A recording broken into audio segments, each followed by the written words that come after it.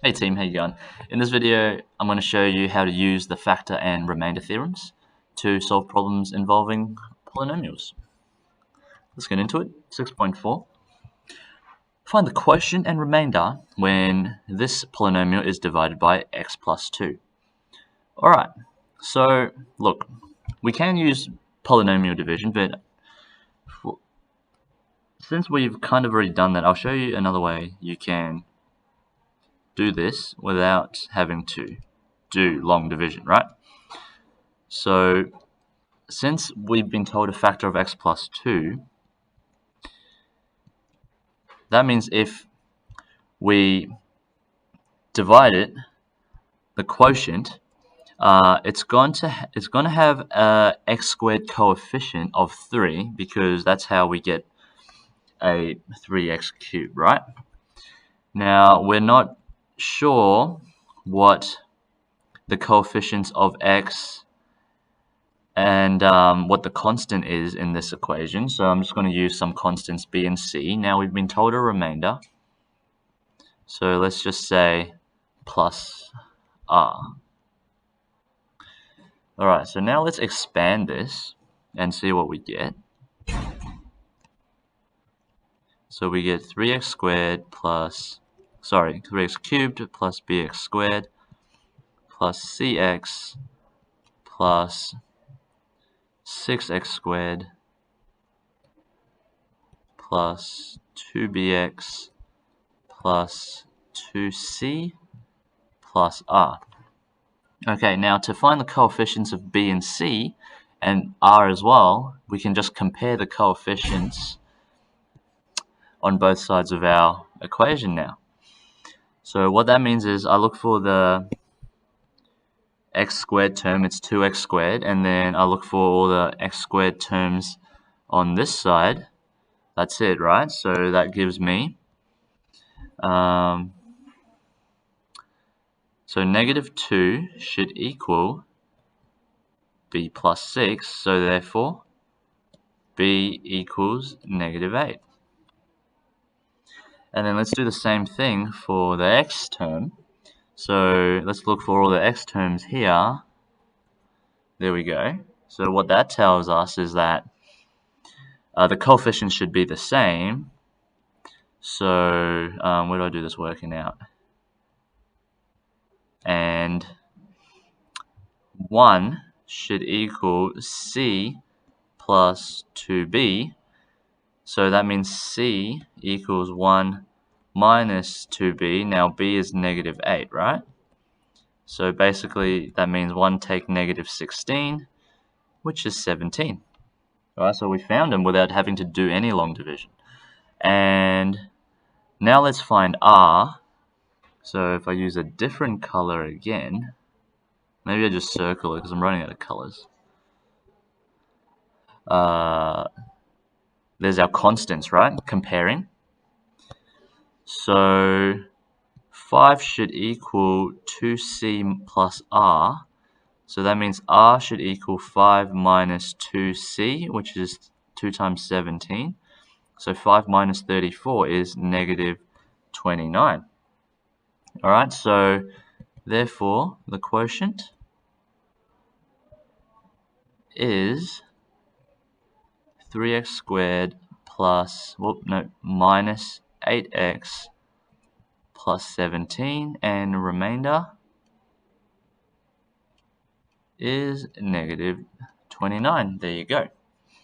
Alright, so you choose whichever method works for you. You can either do comparing. Personally, now that I've done this a few more times, I'd prefer to compare coefficients. It's just less of a hassle than long division. Example 6.5. Now we're going to look at how to find the remainder using the remainder theorem, which is so much quicker. So when a polynomial is divided by a linear factor in the form of ax plus b, the remainder will always be f of, not negative, b on a. We did that in class, right? So that means the remainder in this problem will be b is negative 4, a is positive 3. So that means we just sub in negative 4 on 3 into our polynomial. So cubed plus 3 times negative 4 over 3 plus 5. Let's try to do this manually. Negative 64 on 27 minus, what's that, 12 on 3. If we give it a denominator of 27, we times by 9, so 108 on 27, and 5 is times 27, 135 on 27. So what's the numerator? Negative 172 plus 175 plus 135. So 72 plus negative 72 plus 35 is negative 37 over 27, and that's our remainder. So much quicker now. So whenever you can apply this without having to do a longer method, make sure you do so just to be more efficient. Find the value of a such that x minus 2 is a factor of f of x. Okay, so this is the factor theorem now. So if x minus 2 is a factor of x, if we that means that 2 is going to be the root, a 0. So that means if x is 2, the function will equal, the polynomial will equal 0. So f of 2 should equal to 0. That's the factor theorem. Now, if that means we go ahead and, oh geez, I don't want to do that. Go and sub all those in. So 2 goes in there, 2 goes in here, 2 goes in here, plus a should equal 0. Alright, so if we work all that out, what's that? 2 times 8, 16, plus 4 is 20. Minus 14 is 6, so 6 plus a equals 0. A should equal negative 6. Done. And finally, 6.7 show that x plus 3 is a factor of f of x.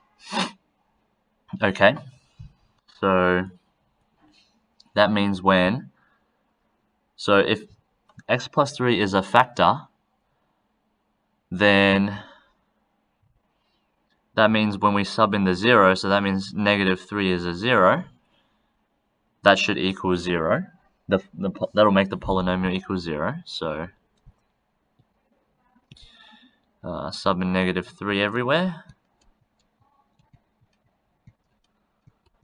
18, what's that? Negative 54 plus 9 plus 27 plus 18, and that does end up being 0. So that's it. We've shown that x plus 3 is a factor of f of x.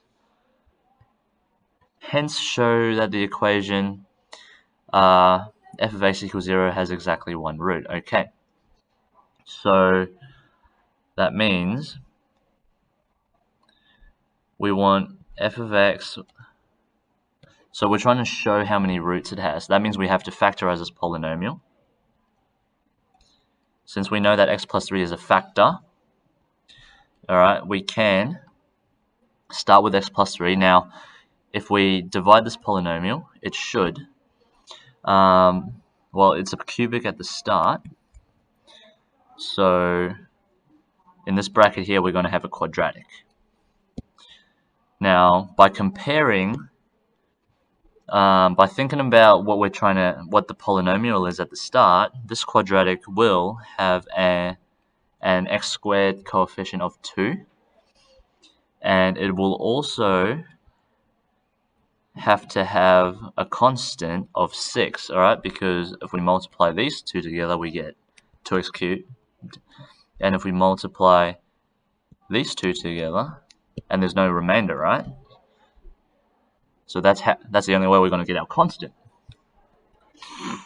18. Alright, but now we don't know what the value of the coefficient of x is going to be, so we're going to call that b. Now, let's try to find b first. So by comparing, So we don't have to expand this, because since we're only missing the coefficient of this term, we can just look to find all the terms, or the x terms, by thinking about the expansion. So if I multiply this, I'll get an x term, so 6x, and then if I multiply these two, I'll get another x term, so plus 3bx should equal negative 9x. Alright, so that means 6 plus 3b should equal negative 9, and 3b should equal negative 15. Alright, b should equal negative 5. Okay, done. No polynomial division required. So our factorized polynomial is going to look like this. Alright, so now we can go ahead and try to answer this question. Show that the equation f of x equals 0 has one real root. So let's put 0 in for f of x. Now, so we know that this is a root, this x plus 3. Sorry, negative 3 is a root. Now, so basically we just need to show that there's no roots for this quadratic. Alright, now to do that, we just think about the determinant. So, determinant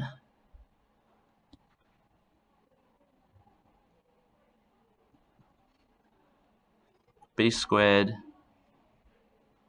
minus 4ac equals 25 minus 4 times 2 times 6, which equals 48, negative 23, and that's less than 0.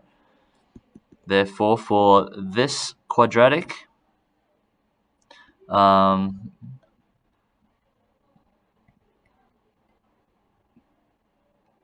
this quadratic has no real roots.